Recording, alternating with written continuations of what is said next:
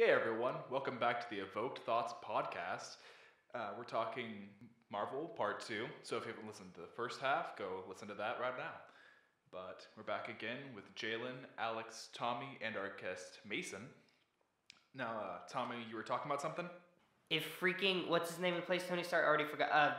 Robert Downey Jr., if he quits, this is fucked. You know who should replace him? Johnny Depp. Freaking Johnny Depp. Think about it. No. Okay, so Robert Downey Jr. and Chris Evans, as far as we understand, their contracts have lapsed and they haven't renewed them past Phase 3. So, in Phase 4, they're probably most gonna people die are off. expecting, what I want to see personally is Iron Man just not be present for a while. I'm very fine with just getting some West Coast Avengers stuff, moving away from everything we've known for a while, cleaning up the mess, and let's deal with some characters we haven't really seen a lot of, except recently all of a sudden they threw in Scarlet Witch she was super Or important. freaking Ant-Man just out of nowhere trying to make him relevant in Avengers. I'd love to see Ant-Man, I'd love to see Scarlet Witch, I'd love to see Vision more, just separate characters doing their own thing, and we let the main cast kind of rest, and then, we come back with our Bucky Captain America or whatever. What I don't want is for those characters to immediately get renewed with, Pepper Potts Iron Man. We don't need that. There is an Ant-Man movie coming out this year, I think. Ant-Man and the Wasp. Ant-Man and the Wasp was already out. Oh, is it already out? Yeah, Oh, man, I saw it in theaters 4 months ago. Yeah, But my whole thing... It was very okay. Well, no, I mean, Ant-Man to me, I was just like, it's another...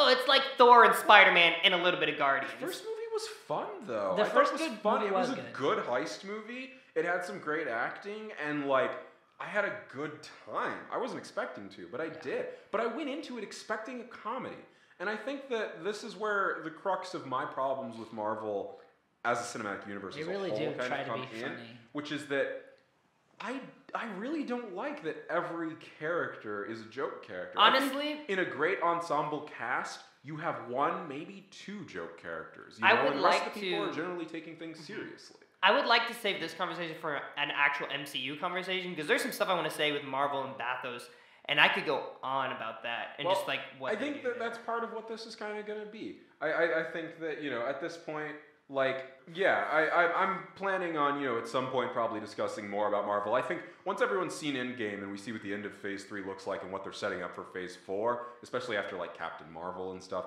I think we're going to have a lot of understanding, a lot of different thoughts on what we are hoping for or disappointed in, or if we're just never going to watch a Marvel movie again. So I think we'll definitely have another conversation about this. However, I do want to touch on it while we're all sitting here. I think that you mentioned Bathos. I think it's an important thing to bring in. So why don't you go ahead and tell us what is Bathos? So, it's essentially from what I know, I can just describe it when I see it, but it's one of those things. But it's kind of where there's a serious moment, right? You just throw a joke in there. Yeah. So basically, Bathos is defined as essentially building up a dramatic moment. Yeah.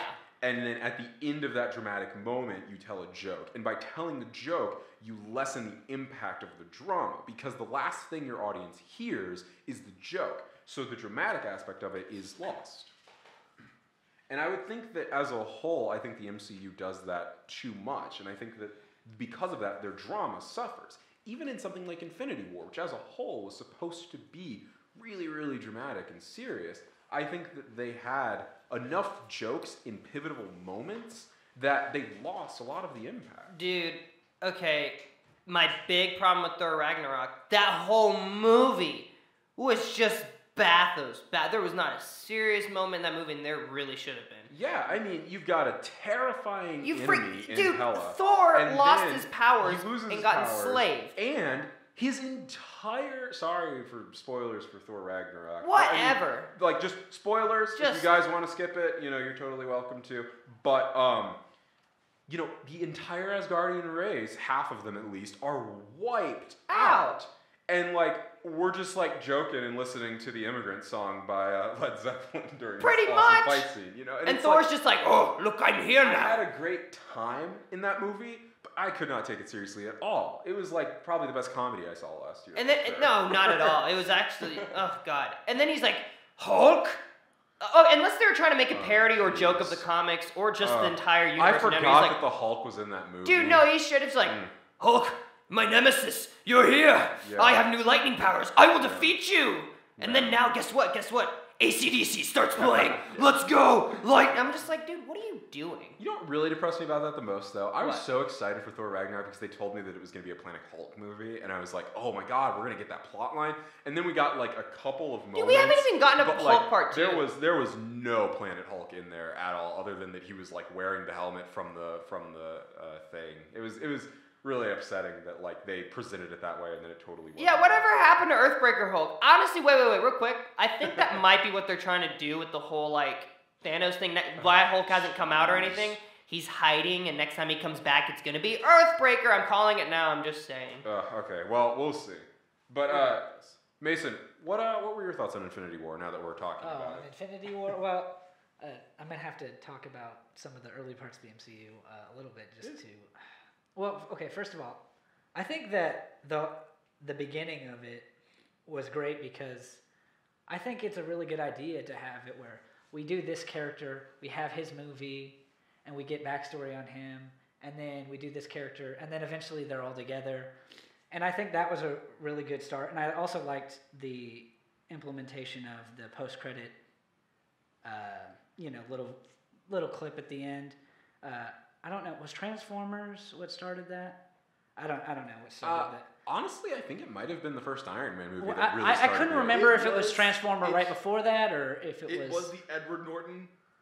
Oh, Hulk movie, you're right. Mm-hmm. Oh my gosh. Oh, okay. Yeah. Yeah, you're right. Huh. All right. Well, anyway, and then also, okay, so Guardians of the Galaxy came out, and I thought that was a good movie, but I kind of see them as more of a like a comedy type thing, and they're kind of more sillier characters. I mean, I have trouble taking them as seriously as the Avengers, and so when they crossed over for Infinity War. I didn't like it. I have trouble taking, especially Star-Lord, and maybe it's the actor. I don't know names of actors. Sorry. Chris Pine. Okay. I don't know why. I just don't. I have trouble taking him seriously, and especially that rant he gave Thanos towards the end. Oh. I will say that was so yeah. annoying. So I didn't like the Guardians of the Galaxy being part of it, and also there was way too many characters in that movie. I mean, how many of them? Like 20 something. I felt like. I mean, less Trying to than in follow. the real Infinity War in the comics, but still like too many for a screen for me to care, and also too many for you to actually present me with any like moments that mattered. Like I felt like the majority of the characters got just thrown to the side because they didn't have time for them on screen, and I'm like, well, that sucks because like you just showed me a pretty good movie in Black Panther, you know, introducing this character who I do want to see more of, and then like you didn't really see much of anything, and at the end, if you really want me to believe that everyone's just dead now, right, you just killed Black Panther, like okay, I'm sure that went over well with all the people who you just got super psyched about, who you were literally presenting as like your first black hero who we're supposed to care about because Falcon doesn't matter, because Falcon doesn't matter. Well, yeah, and also the you know how they had okay. Oh yeah, Try and not to War spoil, Machine. but Yeah. I mean, okay, if you haven't seen Infinity War, Or her. Yeah. Yeah, I Look, mean, look. like- I'm sorry. At this point, we're gonna have to go ahead and do a It's spoiler been warning. so many memes if you about haven't it. heard it already, War, it's so yeah. culturally relevant. I mean, Yeah. like, If you haven't seen Infinity War, you should, because at this point, it seems to be pretty freaking important, even to people who it shouldn't be. it's like The Walking Dead. Even if you don't like the show, people reference it so much. Yeah. So spoiler warning for Infinity War. Okay, so they have him restrained at the end, and then Star-Lord starts doing all that crap. Ugh. I just didn't find that believable. Like, is he not really going to take this seriously enough to where like? You know, what I And didn't then find he believable. ruins, Of all the characters they had there and all the ways they could have taken him out, what a like lame and like not effective way to take him out. We've seen so many cool things they can do with the powers they have there, and like at the end they're like, "You just gotta get the glove off him." Like, really? That's what you've got to do? You've got to get the glove off him? Like, are you kidding me? We see earlier in that movie, Doctor Strange uses the teleporter thing, and it closes on a dude and cuts off his hand. Yeah. They cut off that guy's hand? That's like the least important hand in the entire movie you could cut off. It was like one of Thanos' baddies or whatever. They just like snap off his hand. And I'm like, oh, that's foreshadowing. Oh my god, they're going to do that to Thanos. The whole movie, I was like, they're going to do that to Thanos. That's going to be awesome. And then at the end, they're like, all right, now everyone get together and we're going to pull really, really hard. You're like, what? And then also, you're telling me that Spider-Man can't pull the glove off of him? Like, seriously? Okay. Spider-Man actually has super strength. That's Yeah, the thing. he has He actual literally super doesn't strength. use his super strength because And he's scared of hurting the tensile people. strength of his webs is recorded as being like something that's like pretty much impossible in real life. Like they've not broken against things that like there's nothing today in terms of an adhesive that would be able to hold against the kind of shit that Spider-Man has been able to hold with those webs.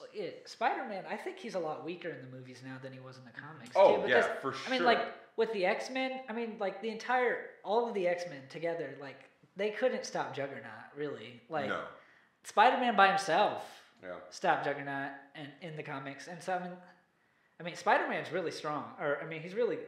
Yeah. Well, the biggest strength of Spider-Man is his own adaptability. Right. Because he's strong And his to a mind. degree, but he's like not like when I Superman, said but- strong, I meant powerful. No, Like, yeah, definitely, yeah. definitely. But no, like he's quick. He's Yeah. quick to adapt. He's quick to react.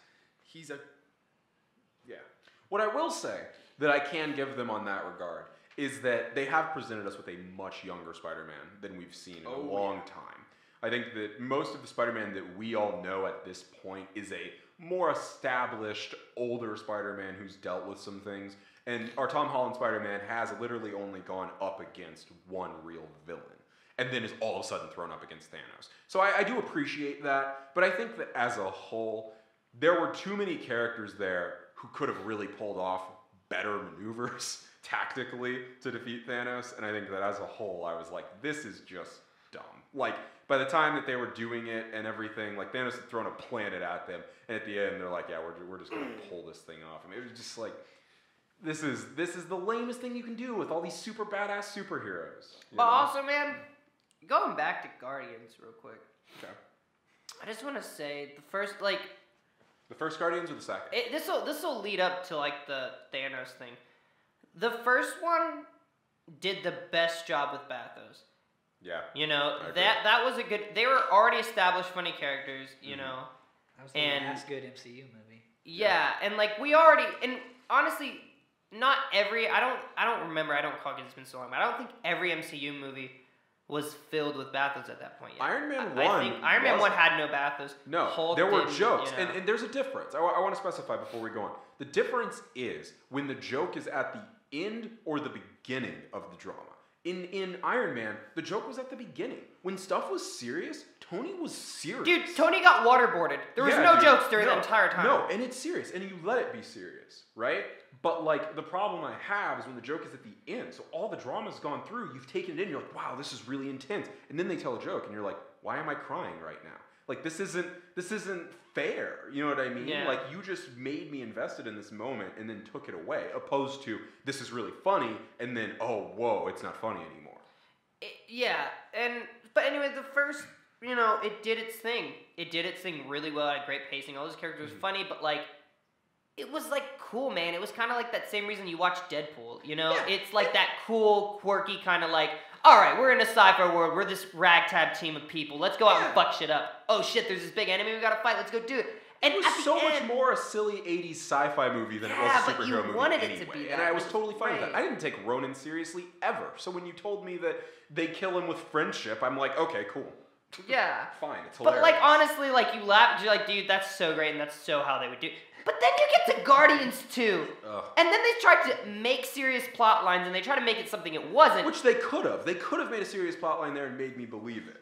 But like, you get all this insane shit that like already doesn't follow the canon of Star-Lord, which, and that's fine. You know, I'm okay with adaptation doing their own thing. But like, when you make it so goddamn ridiculous, Yeah. like, what the fuck, man? What was that final shit? fight. Dude, Sorry, also I guess we're Yondu spoiling freaking most of the dying, MCU like, at this point.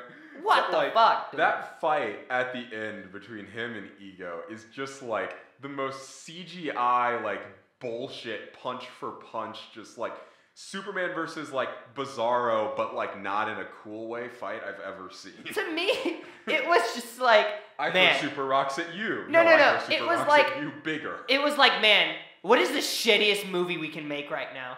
Like, how fucked can we do this? Like, and will they care? Let's see how far we can Yeah. go without them actually caring. Let's do it. Let's just go God. for it. Right. Freaking, they ruined, what's his name again? the freaking blue guy that's played by Batista, I think. Drax. Oh, Drax. Yeah. Freaking Drax character became a real I know, moron in the which is a second shame movie. because in the first one,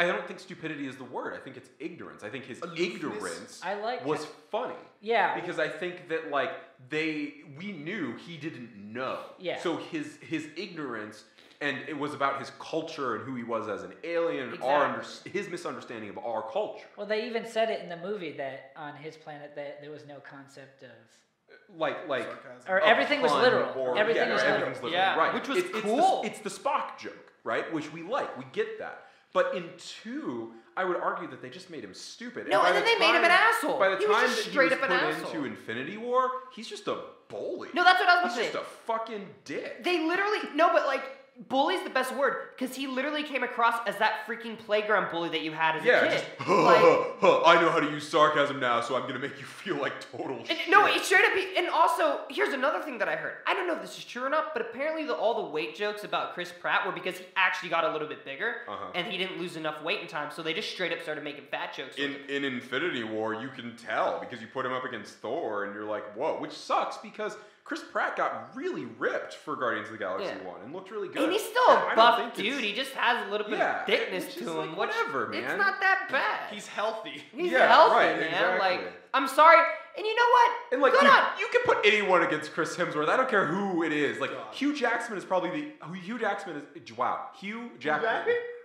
Hugh Jackman is probably the only person who you could put up against Chris Hemsworth shirtless and go, yeah, this is a fair comparison. I will say in regards something to, like, though. actors and You know what? superheroes. Good on Chris Pratt. Because, like, fuck everyone's, like, stereotypical, you gotta look like this if you're gonna be this kind of person in Hollywood. If you're gonna be a superhero, you gotta have this body, you gotta look this way. And Chris Pratt's like, nah, man, fuck you, we're gonna do it this way. I don't need him to be super ripped. I know. Star-Lord is cool because he pulls it off. He doesn't need to like what I loved about Guardians 1 was when he took off his shirt and had abs, I was like, oh, I wasn't expecting that. I was totally expecting him to be this super scrawny, super skinny loser because what was so cool about Star-Lord is like he compensates for it with this tech and with his wits. And like the whole thing is he builds this image of this greater than him hero who he's not. And he knows that. To be fair, I'm almost certain that was mostly just Chris Pratt being super hyped to be in a superhero movie. Yeah, dude. Yeah. Just probably went farther than he intended to. Yeah, and just which getting good on really him. fit. I'm totally for that. But also, he doesn't have to uphold it. I didn't need him to be this super. But like, I really hated what they did to him in Infinity War. They took a character who they made me love in 1. They made me kind of like empathize with, but also kind of hate in 2. And then in Infinity War, I was like, hopefully they go back more the 1 route. By the time we got to Infinity War, I was like, oh man, he's just the butt of everyone's joke, which sucks because like now I'm like, I can't really like Star-Lord anymore, which like I wanted to like him because I did like him. But also, Chris Pratt's not even that fat at all. No, at all. He actually He's still has he still just has so ripped. he just doesn't have an ab. He just doesn't Yeah. have abs, but he's pretty fucking buff. Yeah, and coming just from throwing that out there. where he did in Arrested Development and how he looked there, or Parks and Rec, Parks and Rec. and how he looked there, like he's not at all. Like people are talking about, like, oh, he had this backslide to this dad bod, and I'm like, no, that's not the case at all. He's super ripped. All he has is a human level fat content, which is like fine. Yeah. Also, totally tangential. The explanation in Parks and Rec when he comes back for why he's now super cut is just, he just stopped drinking beer. That's freaking beautiful. Yeah.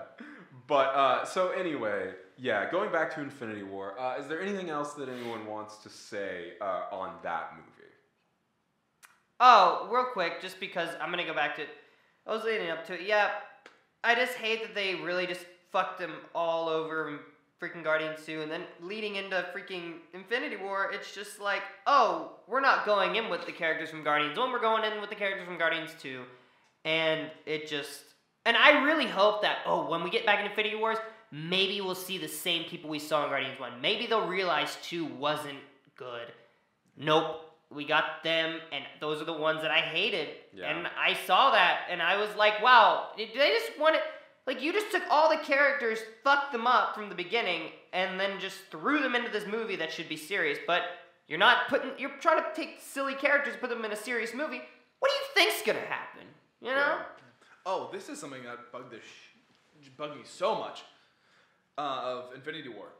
and it touches heavily on tokenism, how just they forced this weird tertiary relationship between Falcon and War Machine. Oh, yeah. Like, the whites? Yeah, they're Because they're the two black guys. they're like, well, everyone else here is white with superpowers, and we're like super weak and black, so let's be friends. Dude, oh! Not to mention, it was... I didn't even realize. I just completely... Because there's so many characters Yeah. to keep track of. And also, they didn't make them relevant at all, which was No. shitty. Also, and dude, Here's my thing. I'm so I pissed. say fuck Falcon not because I hate Falcon, but because I hate how insignificant he is. Dude, he's so much more significant in the Falcon comics. was significant, dude, I'm here for Falcon Captain America. I'm here for Falcon as a I love character that who gets story his own when movie. Captain America retires Like, / dies. and Falcon he is just takes... such a cool character in concept, in the way that they made him, where he's basically just an F-15 as a person. Like, I'm like, yeah, dude, I'm super here for Black Iron Man. Dude, Falcon. I But, loved like, freaking we Falcon in the get that. comics, too. He was one of my faves, you know? Like, Yeah. So, they just fuck Also, everything I don't know, up. my memory of Civil War is a little bit hazy. Isn't Falcon the one that like crippled War Machine? I think he was at... No. Wait. Yes. It wasn't he? yes, but like, Yeah, sure, accidentally, sort of, but like at the same time, I don't know. I how feel about like how I about would the have- one who should have killed War Machine? Can we just make that statement? Yeah, Because how But, did like, he survive? I don't know. I feel if someone crippled me to such an extent, How do you have a civil war and nobody dies? Yeah. Well, okay. I'm sorry. Yeah. Let me. The last thing I want to talk about regarding Marvel negatively, and then I do want to hit on some positive stuff, or perhaps just the hopes for the future. Oh, can I hit on one more? But yeah. I've got one. You've got one, and then we'll hit on some positive stuff. And actually, I think we should do a little bit of guessing on what we think is going to happen in Endgame. I think it'll be funny. But I really, really wish Marvel was willing to let things die, to let things have an impact. Not even talking about Bathos. You can make a joke afterwards if you really want to. Sure, it's fine. Joss Whedon is famously known. He's kind of the front runner for all this stuff with the MCU. He's famously known for this quote of, make it serious, make it gritty, make it dramatic, but for the love of God, tell a joke. And that's sort of the basis of all of Bathos. He's the same guy who created Firefly, and he kind of took the comedy that he had in there and amped it up to 11, and now it's awful. But, I really, really wish they would be willing to let things have an impact by letting things end. I think that there are so many moments in the Supernatural most end. recent MCU where, like, I look at Quicksilver's death in Avengers 2. What an insignificant death that was, and how unimportant and, like, just, like, laughable, right? But there are characters they could have killed there. If they would have killed Hawkeye, I would have been like, fuck, dude. Because he just had this line, or maybe it was after Quicksilver dies that he has the line, but he has that line about, like, there are all these superheroes out here. I'm a dude with a bow. You know what I mean? If he would die in that movie, and then we know he's got this family he's leaving behind, we know that, like, he could have pulled off some crazy shit, but didn't get the chance to because he wasn't the fittest. You know what I mean? Like, there are others there who could defeat him. Or, like, if in Civil War, Rhodey would have died. Like, that would have had such an impact because Tony would feel guilty, right? Probably because, like, I didn't build a suit that was strong enough to protect him. How did I not think about what happens if you fall, right? But then also, like, that creates a legitimate, like, reason to be, like, aware as fans that these characters can die and, like, it can matter. Because so far, they've gone up against crazy odds and always come out on top, which I get is kind of the point of a comic book. But, like, if there's never any loss, then I'm never afraid. This whole thing with the Thanos snap is so just lazy and boring and insignificant because they're like, oh, he's going to end the world and all this stuff, and it happens. And it's like, oh my God, all these people disappear. And first, you see someone disappear, and I'm like, ooh, okay, wait. What if, like, who they take is who they take, right? So, like, what if they take Iron Man, right? And Robert Downey Jr. never reprises the role. Like, what if they take, and, like, we have to live with that from now on. But it's like, no, they took Black Panther. They took Spider-Man. We know Far From Home takes place after Avengers. Like, it's not possible. He's back. We know he comes back. And in the beginning, or like halfway through the movie, there's this stupid line where Doctor Strange is like, oh, well, this is the only option where we win. So, like, we know they win. It's like, there's no... It's not even dramatic irony, which I also hate, and we could have a whole talk about, but it is a complete just like spoiler. Like there's no climax in this movie because you know what happens. Like there's no point for him to win. You should have just let Thor kill him with the axe and then been done with it, you know? So I have two things. Go ahead. One of them is really quick. I don't know if any of you remember this. I don't like New War Machine. I don't know if you remember. First Iron Man, Yep. different War I Machine. was actually going to say something about Yeah, that. Don yeah. Cheadle, I think his name is. And he looked way more like the War Machine in the comics too, did he not? Because like he had the mustache. Yeah, and you believed like- him as a lieutenant or a Yeah, general in the dude. military. Like he looked like a military man. Yeah, You dude. know, which I have to Go think they knew they were going to be making all these movies, so why didn't they get an actor that they knew was going to stick with it? Well, early on, I think the reasoning was Yeah. really just that they had never really had a cinematic universe ever. Marvel did it first, and so like the idea of a contract that long for an actor is pretty scary. But And also, I that will tell War you, that Machine- same actor went on to make a super successful TV show called Empire, which is like still running and super, super like big. So Oh, like yeah. he did like quit because he wanted to do something with his time. All 'Cause they I are know the is the new War Machine man, like, does not do good at all. I don't like him. No, I don't like him at But all. also, my second thing is, maybe they're doing all this stuff Marvel. This is me going a hunch. Maybe because it's not for, it's not for us. Maybe it's for kids. Honestly, maybe that's what they're marketing for. Maybe that's why they're so afraid to kill people off, because they're like, we can't kill off our kid's favorite hero. But then again, I will say this. Even children deserve good stories. Yeah. That's all I have to say. They do. Even children deserve good stories. Look, the best TV shows that I remember as a child, they were kids shows. Ben 10 was a kids show. But Teen Titans, spoilers dude. for Ben 10, right? Grandpa Max dies. And it's huge. Yeah. It's really impactful. Because at first you're like, oh, he's gonna like come back like he did the first time. No. He dies. Like dead. And it's not a gruesome death or No, anything but because it's that's a not kid's the show, but point. he's gone. Teen Titans, man, Loss.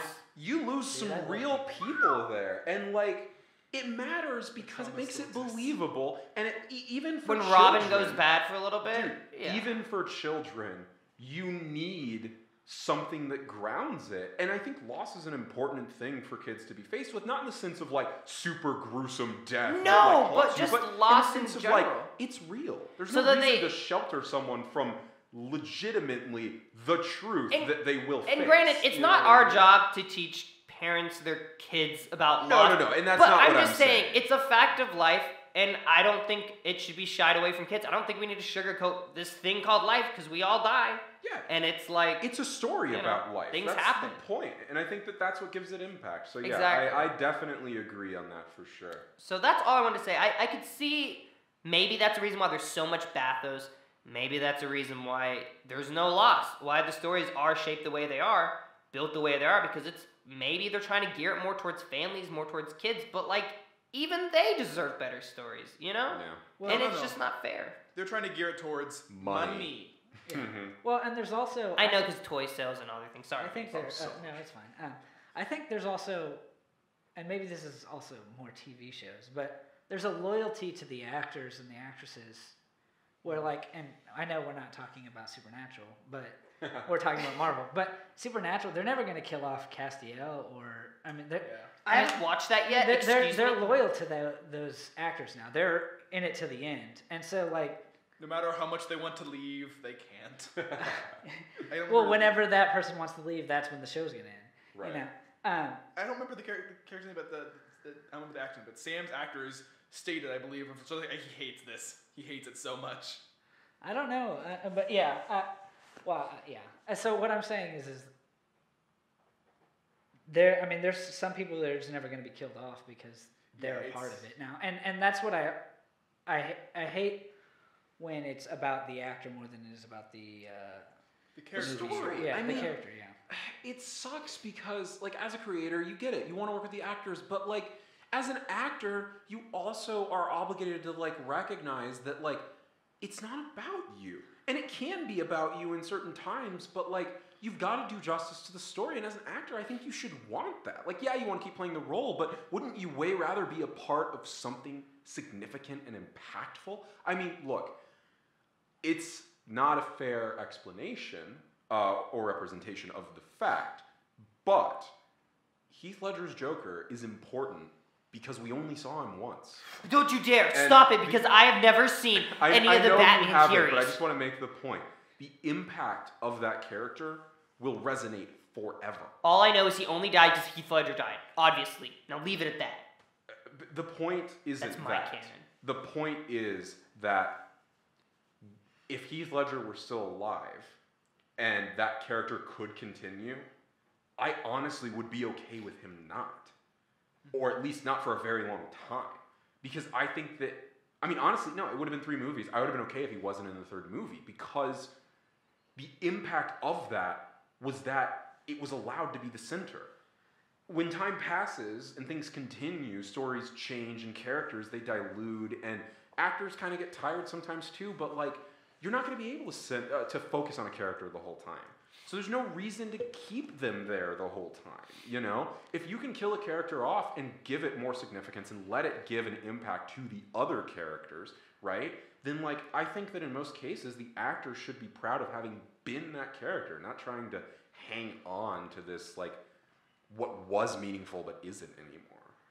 Real Yeah. quick. Go for it. Oh, okay. I was just gonna say, when it's a superhero movie or anything action where they're doing something really dangerous, it takes away from it so much if you know that that person's not gonna die. Yeah. I think that's what There I love. has to be risk. Yeah. There has to be risk.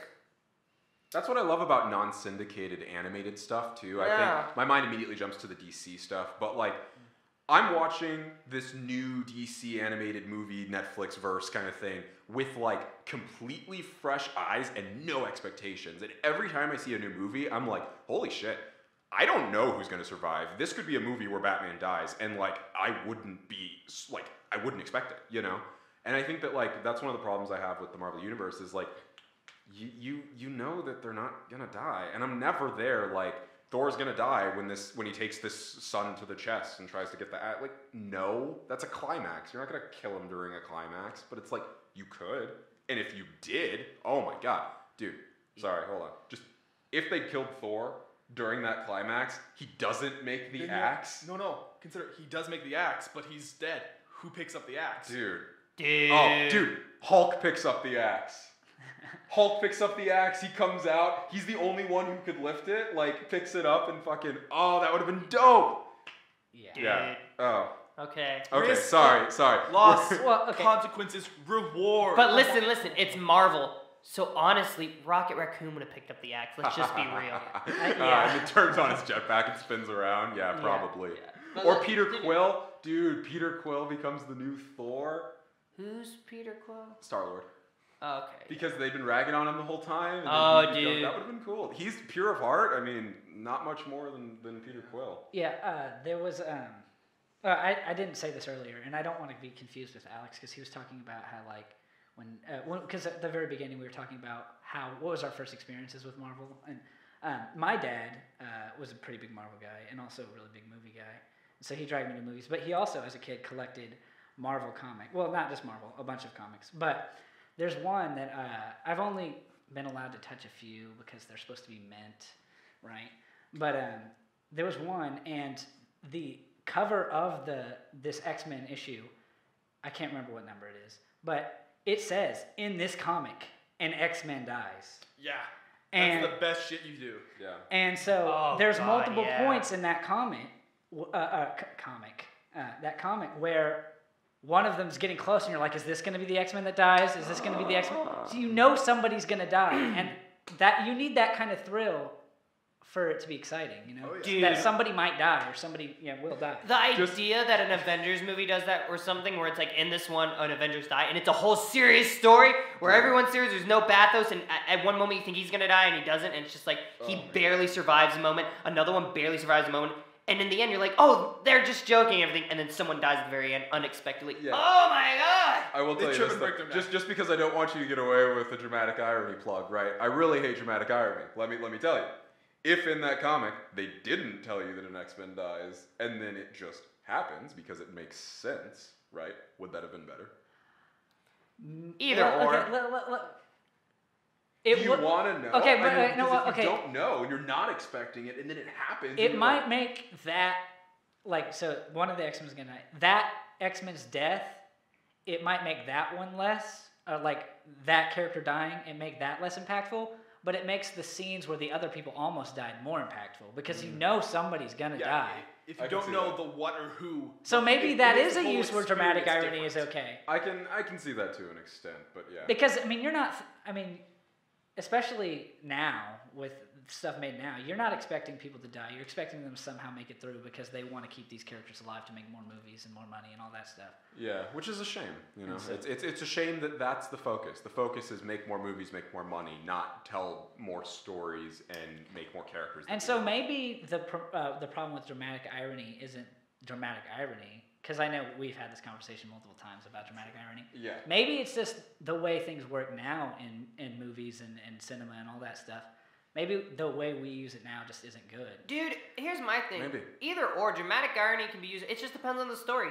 Because here's the thing, man. I could find you. Yeah, you can do the surprise death, but if you know a death is coming, you work with that and you fuck with the audience the entire time. You tease them the entire time, And then then eventually, two X-Men die. Yeah. No, but like, An X-Men did die. or like, you know what I mean? Like, you tease them, and it's the best part. The entire movie, you can do that, and you don't overdo it, but you do it enough times where it's like, oh my god, shit, don't you do it, and you have them on their seats like, don't you do it, not him, and then eventually it's just like, okay, Yeah. and then you kill someone else that you're like, but I didn't want him to die either, you know, like, Right. that could be fun, you know. It just depends on the type of story you're trying to play. Well, you know? I also think there's value in,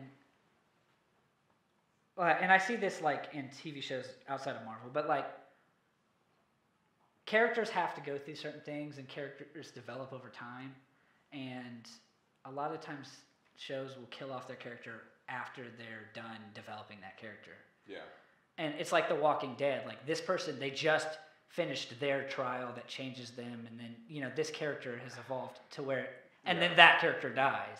That's always so lame because I'm like, to me, the story starts once the character changes. Because then you get to see who they become because of that. They've learned something and they become something better. Like, killing them off at the end of that is so disingenuous to the whole point of why you Yeah, did but it. like, I don't know, man. I would agree with that usually, but like I said, it depends on the story. The Walking Dead, it's a tragedy. You know, I haven't even read The Walking Dead. I've never watched Walking Dead, but from what I know, it's a tragedy. It's a post-apocalyptic world.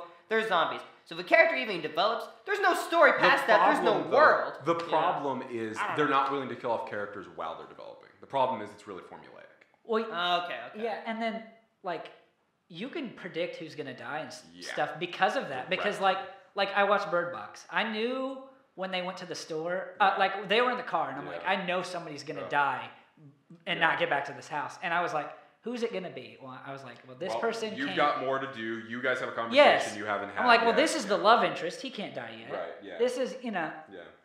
and so. Oh, I'd kill off a love interest real quick, baby. Oh, it's important. And Oh, so, boy. actually, I know I told you that this movie wasn't very good. Hellfest, it wasn't very good. Mhm.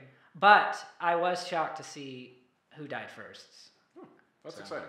I might still check it out. But now that we've talked a lot about some negatives and some other stuff, I want to hit on something that I think is also important because I will still say that I do not want to hate any of this. And I don't think I hate the Marvel Cinematic Universe as a whole.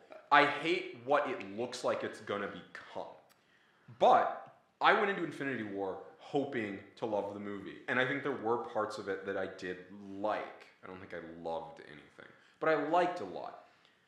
Going into Endgame, I want to, at the very least, like the movie. At the very most, enjoy the movie and want to see more. They are ending something that, whether I've enjoyed it all the way through or not, has been a, 10-year journey through like something like 30-something movies or something that all tie together that I've seen all of. I've think it's been here 22. for it, you know?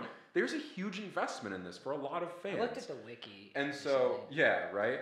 And so I really, I want to like Endgame because they're ending phase 3 and they're starting something totally new. And I want to be excited for what they're starting. So personally, right, I kind of want us to go around and talk a little bit about kind of like what we're excited for the possibility of or what we want to see. All right, so now that we've done a lot, I think we get to the most important part, the part we've all been waiting for. Ghost Rider. You stop it. You stop it. You Okay. stop it. First of all, and foremost, Obviously, I'm the joking. Ghost Rider movie was not There were two. a Was it Marvel there? movie at all. Oh my God, there was a There sequel. was two. Okay, you know what? There's a Marvel movie I've never seen. I have never seen Spirit of Vengeance. I forgot that existed. I meant to see it because Vengeance was one of my favorite Ghost characters Rider as a is kid. a Marvel character. I never saw it. Also, the Blade movies with Wesley Snipes. Yes. Super fucking good. Don't at me. dude. My favorite black superhero. So obviously Wesley I was Snipes' joking Blade. about the Ghost Rider. We can go on. Dude, no. Ghost Rider, Dude, man. I loved Deadpool in the third Blade movie. It was really good portrayal. Dude. Betrayal of the character. Christopher Walken was the best freaking Ghost Rider. That's who that is, right? I will say. He was in Independence Day or something, right? Oh Like, my God. yeah, like that's. I will say, dude. I'm an Christopher asshole Walken right now. as Ghost Rider, I will so accept and Look, praise you're for. dead now. You're dead. You're dead. Dude, I'm so here I for used that. to be a daredevil. And then I did a flip and landed on my head. Okay. That's just like. Okay, MC Walken is signing off. All MC right, Walken. so stepping away from that horrible tangent, I would be very excited to see a real, Ghost Rider remake that has some love put into it. I think that there are definitely people out there who could pull that off, and it could be great. But give it some fucking time, please, because it still has not been long enough for anyone to get the taste of that shit out of their mouth. Though I will say there's a Hispanic Ghost Rider with a car. So cool. I would be okay for that story to happen because I Dude. think it's separate enough and it could be kind of what they weave into the main story. And they've already done him in Agents of S.H.I.E.L.D. I was which about is to say, technically yeah, they canon, put him in Agents of But S.H.I.E.L.D. like, I haven't watched I don't it care yet. about Agents of S.H.I.E.L.D. and I don't think many people do, and like, it's not Dude. really The only canon. thing out of Agents of S.H.I.E.L.D. I know is that Agent Coulson is alive. Yeah, And, which like, is like, yeah. again, No. just taking away the significance of a Of death his that death. mattered. Yes. All I know So- is, man, Also, did the- Hispanic Ghost Rider. Ooh. Yeah, that's that so seems cool. cool with Are the there car, separate? too. Were there's the TV show separate from all the universe? No, technically Agents of S.H.I.E.L.D. is canon. Oh wow. Okay. Yeah. So, okay. Yeah, it's weird. It's real weird. So was that, there was the pilot, I guess, that aired for that comedy superhero thing that was supposed to be canon as well.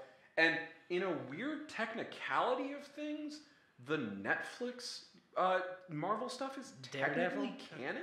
Oh, is Because it? they actually mention New York and the calamity, Yeah. and Yeah. there are moments where they talk about the characters we know and the events we know. So in terms of how we understand canon, it's all supposed to be happening in New York. Okay, which but is- how have they never ran into each other? That's what I well, want to know. mostly because Marvel MCU doesn't like the Netflix stuff because it's too serious. And if you want to talk about good stuff that's really serious and takes the stuff seriously, the Netflix stuff is a great adaptation of the Marvel stuff. I mean, everything until Defenders.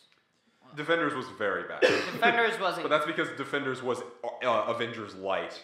I'm sorry, real quick. There's a scene in Defenders. I'll spoil this one. Elektra, Oh God. in the middle of comments, fucks with me to this day for no reason. I'm watching everyone we fight. watched it together, and he called it out as it happened in the middle of this fight scene. Literally, all of a sudden, they're just all fighting, yeah, and then all of a sudden, just fucking flips.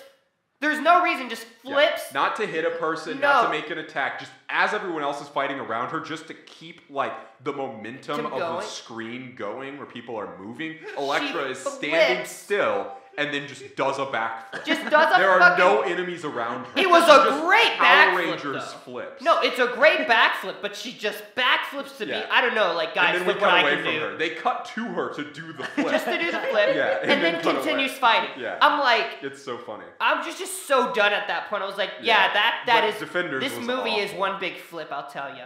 But That's- but yeah. So anyway, But going Jessica back Jones, to everything it, else is great. Just I wanna. saying that. Does anyone have anything else they want to touch on negatively before we go on to the positive stuff?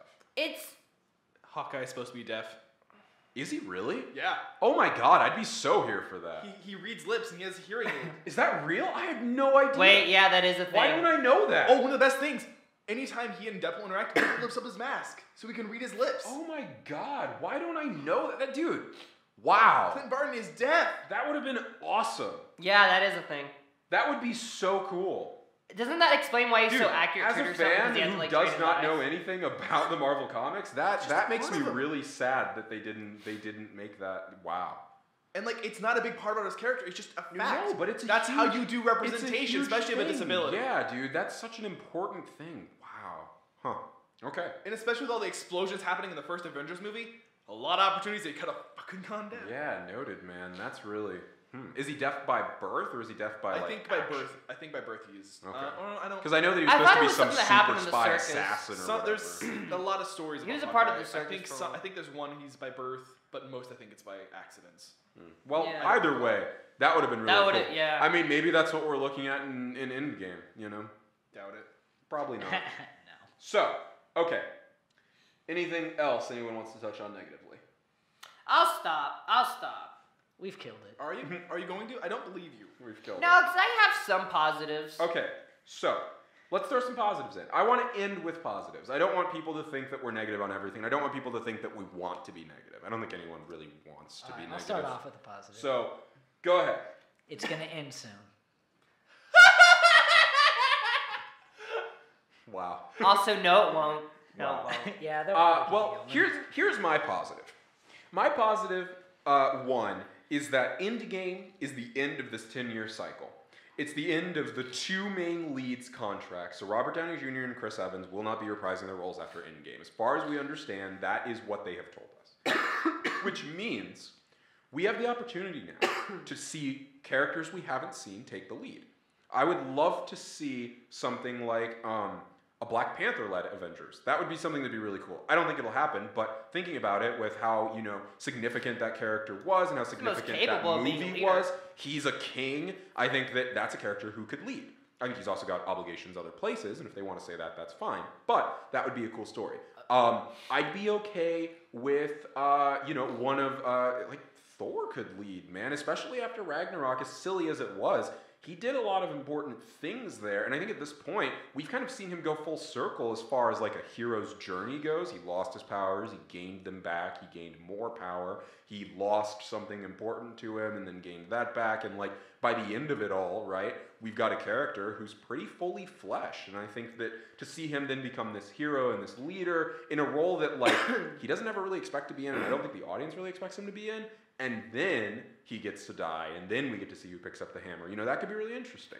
I would like to see some characters go on over to the Guardians, actually. Some of the Avengers going. Oh, That'd be yes. pretty I cool. would love, now that we've got Spider-Man officially, and we've got Venom potentially, Like Vision or something. I'm very excited for the possibility of something along the lines of like, setting up Agent Venom, or setting up, yeah, there are a lot of characters who could go with Guardians. I'd be cool to see Thunderbolts. That'd be awesome. I'd love to see, start building up that is a actually red... a place you could throw Ghost Rider. Yeah, Ghost Rider 30 something. Yeah. So you could do Elektra, you could do him. Yeah, I mean, really, I think what I'd really like to see in Phase 4, honestly, even though I will say I love the actors for the Netflix stuff, even if they don't want to carry over the Netflix stuff, I can see why they wouldn't.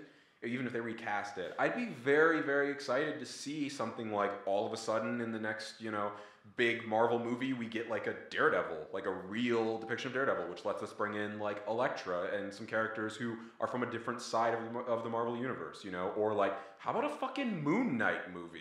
That would be amazing. We don't need that, sir. Stop. Oh my God. Talking about like We don't need significant, like unique characters who no one knows anything about and could be huge, like that would be massive.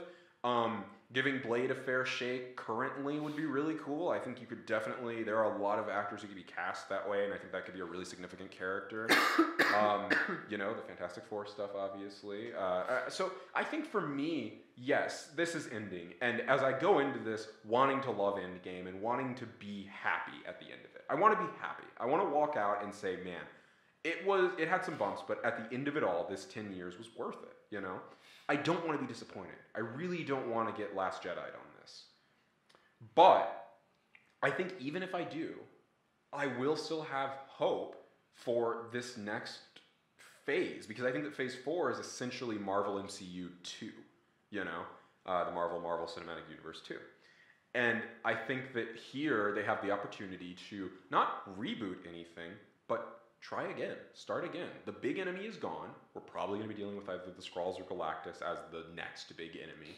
And from there, we get to build out new stories. We get to build out, I think a lot of the big characters are going to take background roles. And I think we're going to see a lot of the newer characters from the comics. I would love to see someone like Carol Danvers, Captain Marvel, or, oh my gosh, I feel terrible not remembering her name, but the new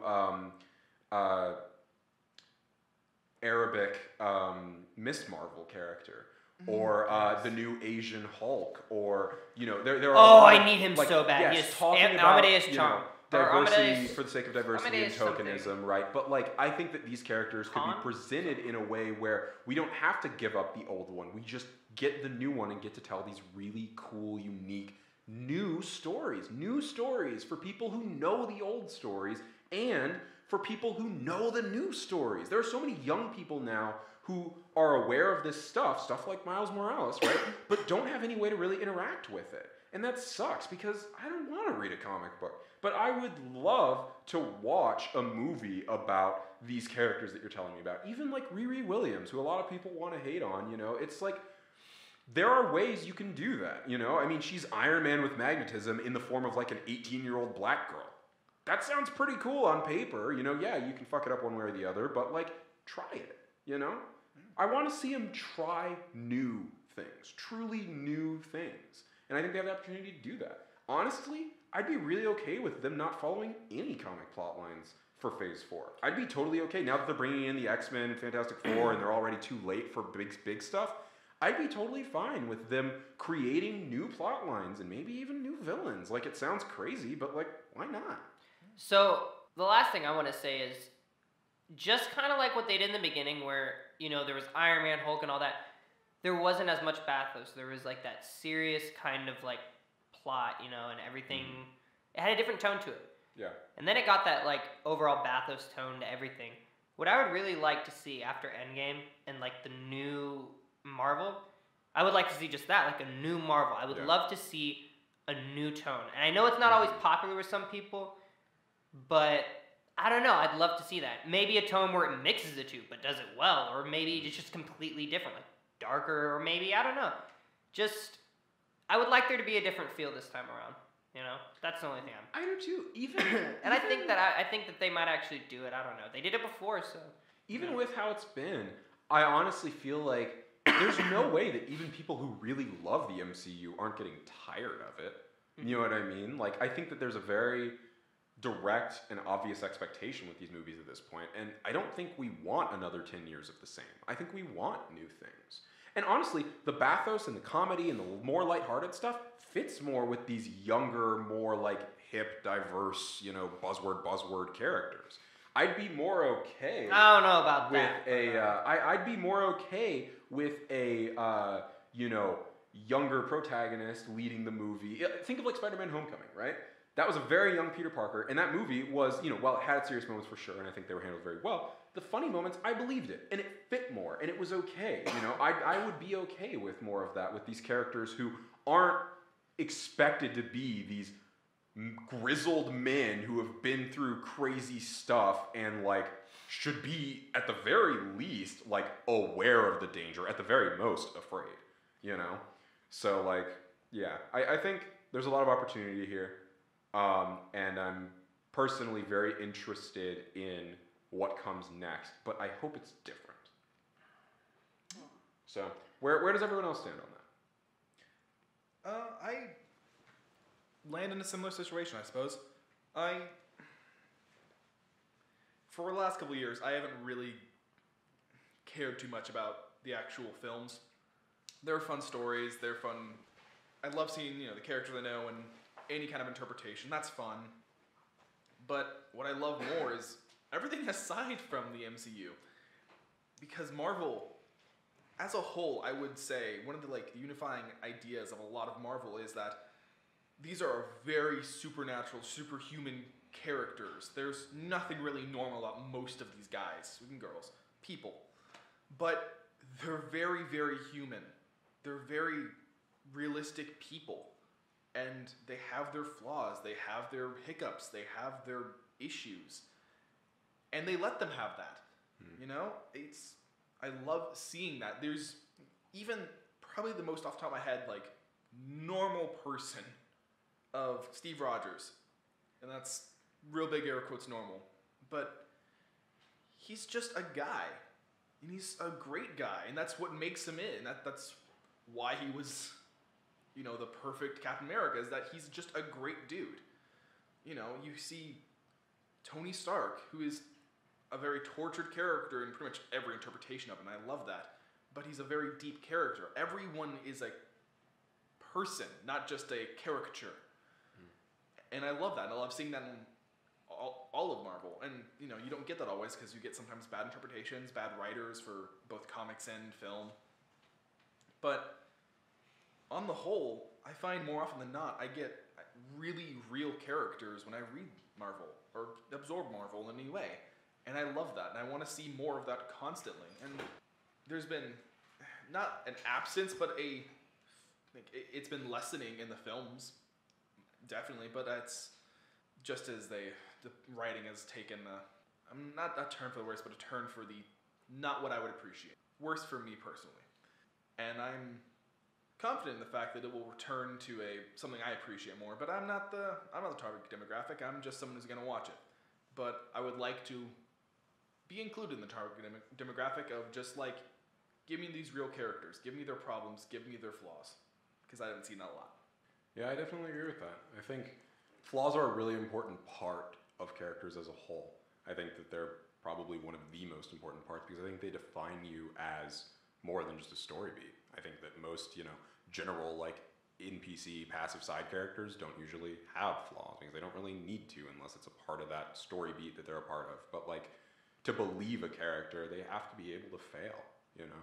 Yeah. And I think that that's kind of biggest problem I have with the MCU, but I think it's also, I hope that changes. I really do. Mason, what do you feel about all this? Well, what's your closing opinions on Marvel? Okay, well, positive hopes. Positive hopes. Okay, I well, have high hopes for them. You were saying how Chris Evans and Robert Downey Jr. might be done after Endgame, right? Mm-hmm. And you were saying somebody. Or you hope to see these other characters step up into the lead roles because they are kind of the main two at this time. And first of all, since this might be the end of Iron Man and Captain America for this universe, how do you want them to exit? Like, do you want them to be killed off, or maybe if they kill? Like my first instinct is the only reason they would stop being in it, is they're dead. But I don't want them to kill them off just because they're not going to be in the movies anymore. Here's what I want. I wanted Captain America to die in Infinity War 1 and Tony Stark to die at the end of Infinity War 2. That's what I wanted. And they had a perfect moment when Thanos punched him that he could have died. And if that would have been when Chris Evans died as Captain America, that character dies when Thanos punches him, he tries to catch it and can't. When you said Infinity War 1, you meant Civil War, right? No. I'm talking about the two-parter before it was called Endgame and Infinity War. Okay. Yeah. So in Infinity War, when Thanos punches and Captain America catches it, that's where I wanted him to die. I was so excited in the theater because I thought that's what they were going to do.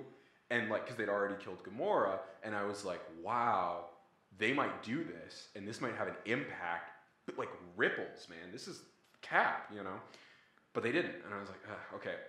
Now, we know they're both ending. You can't kill them both unless you kill a lot of other people. So, maybe kill, because I can't see Captain America ever stopping choicefully. No, I don't either. And I think, honestly, Captain America is the guy who, if we know this is the one where they win, right? We know that this is where Doctor Strange has come in and said, this is how we win, right? So if you kill Captain America, and then flash back to some conversation we never saw where you tell me that the two of them met up or sent a text or whatever, where Captain said, I'm willing to die for this, I accept that. And I'd be okay with that. If he knew beforehand in some capacity and was willing to do it. Because, what I don't want is for it to be, an accident. I'd be okay with it being a a death of like consequence. But I don't think at this point they're going to lose any more to Thanos. I don't think they really can. I think that's kind of the point. So I think I want him to die because he chooses to die. I don't want Tony Stark to die because I don't believe it. I honestly, like, Tony Stark is this selfless guy, but he had his selfless moment, and it destroyed him. From then on, I kind of just want him to retire. What I really want is for him to retire and Iron Man be out of the picture for a while, and then maybe we get a Riri, or we get a War Machine as Iron Man thing. But, like, I don't really need both of them to die. I just need one of them to die. I think I can see a way where you could kill Iron Man and I could believe you, but they can't both survive and walk off into the sunlight. That's going to make me really mad. But if they both die, it's too easy, and the only way I'd be okay with them both dying is if other Avengers die. If you kill, we'll say 5 Avengers, like named Avengers here, and don't bring them back. Like Vision is actually dead, right? And like he dies, you know, Captain America, Iron Man, and then like 2 others, right? That would be enough for me that they all died. Like, I'd believe that. You know what I mean? Some explosion where they all get caught, or like they all individually throughout the movie die. Hawkeye, if he dies, like at this point, I think his story's kind of wrapped. But I'd be okay with that. But I wouldn't be okay with just them being the only 2 who die. And I really don't want some weird like friendship, we're in this together, we both fight to the end thing. Like that's gonna be stupid. Like, you all go, but the 2 of us who are obviously the most important of the entire team are gonna stay here and take the brunt of this attack. And like, that's dumb. Yeah. Okay. Well, I thought that should be addressed if we're going to talk about who takes their place. What happened? Yeah. And with whoever takes center stage at this point, whoever it's going to be, I think the reason the MCU started off so well is because they developed their characters a little bit before they all joined up. They did the Iron Man movie. They did the Hulk movie. Even when the Hulk movie was made, was it even supposed to be part of it?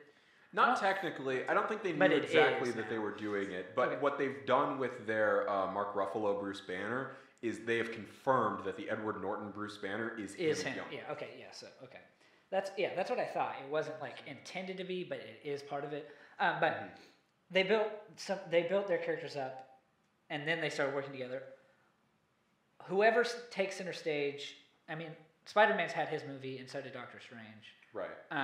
And I don't know. I don't think Ant-Man has, like, the ability to lead. Well, yeah, and so, but he had his own movie. So if it's Scarlet Witch or whatever, or Vision, I want to see a movie for them too, because I think there needs to be a little time spent developing those characters if they're going to be the focal or point of. Yeah, I agree for sure. I think Vision as head of the West Coast Avengers is kind of what we know and what they sort of teased at the end of Civil War. Then they killed him, but like he's not dead.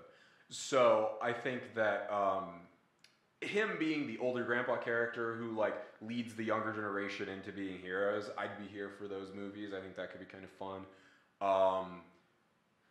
But I'd want it to be separate from like a main Avengers thing, the East Coast Avengers and West Coast Avengers I think should be separate so that you get these 2 different kind of feels of it. I think, honestly, it's so weird to think about, but the more I think on it, the more I really like it. I think Black Widow could really do it.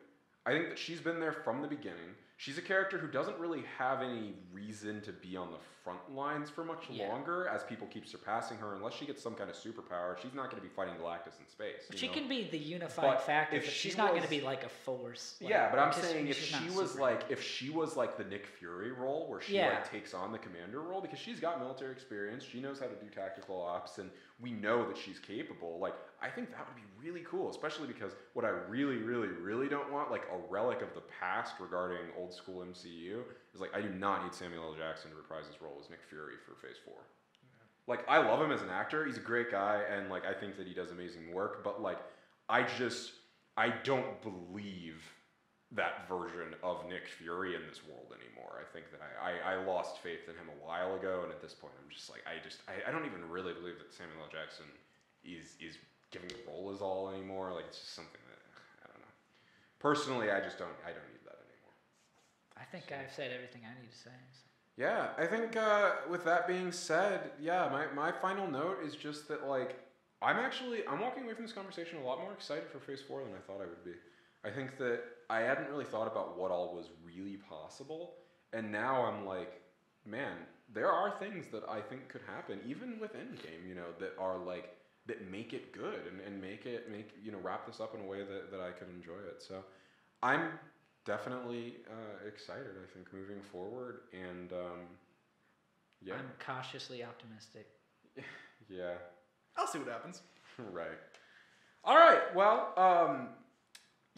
thank you everyone for listening. This was a really fun conversation, and I think that this is kind of what we strive to do here. You know, we covered a lot of topics and we went on a lot of different tangents, but I think that they were important and they came back to the main conversation. So, yeah, we just we want to inspire in you guys these thoughts, you know, about what could be or what has been, and hopefully we were able to do that. So yeah, tune in, next week or the week after, depending on how we end up posting these, for another podcast. And please, like and follow us on Facebook and Podbean respectively, and also tell your friends if you think that they'd enjoy the podcast. Yeah, and thank you so much for coming, Mason. Is there anything you want to plug? Anything?